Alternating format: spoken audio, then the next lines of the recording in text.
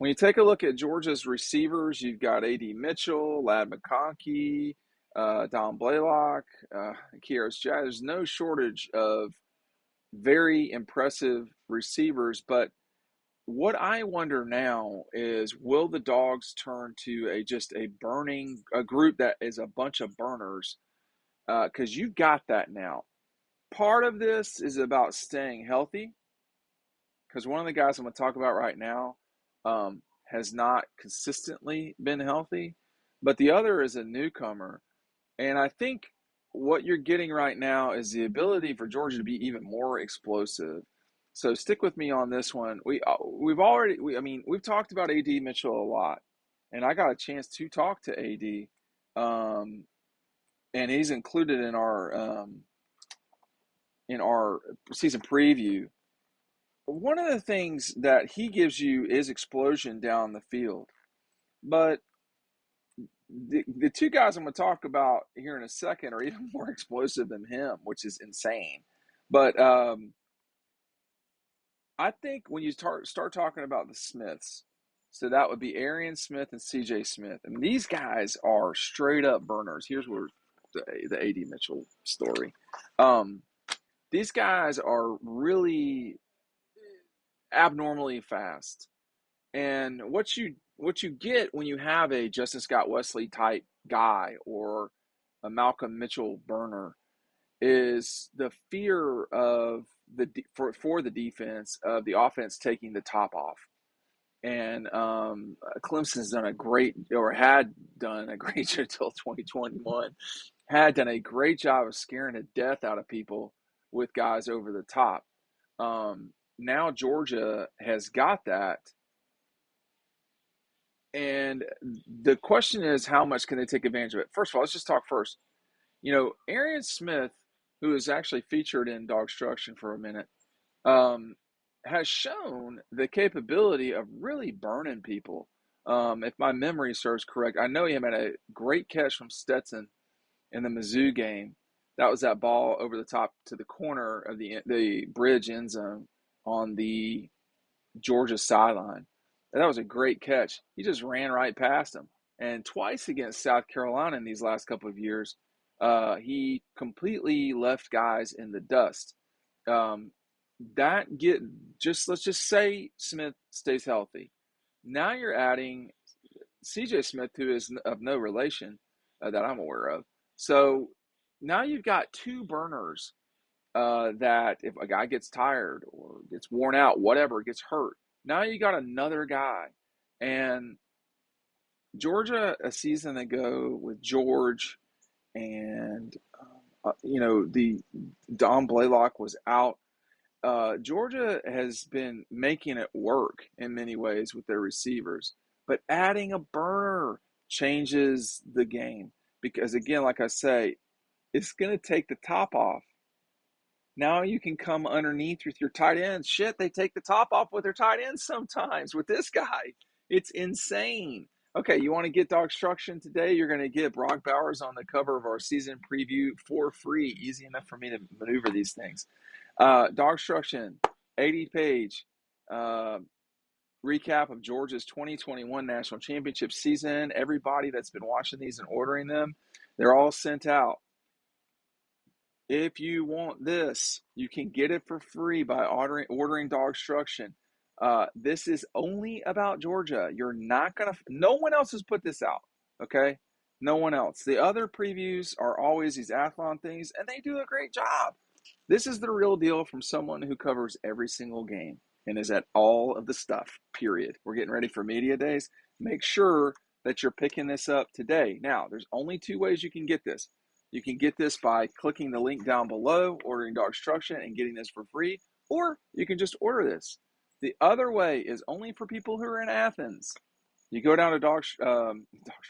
You go down to Clayton Street, Red Zone, and you can pick it up there. Now, I only left 50 copies there, so you might want to hustle. I don't think they're out yet, but a lot of people watch these videos, and it'd be smart to go ahead and secure the preview because I am not printing more of these. We've seen what we're going to get on this. So now Jermaine Burton's gone, and Jermaine Burton was a burner too. I've not talked about Ladd McConkey yet. Ladd McConkey is definitely a burner. I'm just not sure he's as fast as these two guys that Georgia's got. Georgia's got to keep Arian Smith healthy. That is to say, Arian Smith's got to stay healthy. And then you got Marcus Rosemary-Jack Saint. He, too, is an extremely fast guy. I just don't – these guys are scare you out of your britches fast. And they will set everything else up for the underneath ball game. Now, if Stetson Bennett were limited with arm talent, then maybe this would be something that you'd be saying, oh, they're just setting it up to go underneath. If Todd Monken wasn't a good play caller, but both those things aren't true. You've got Stetson has a very good arm, okay? He does. Todd Monken has exceptional play calling abilities. They set things up, and they're going to go for the big ball.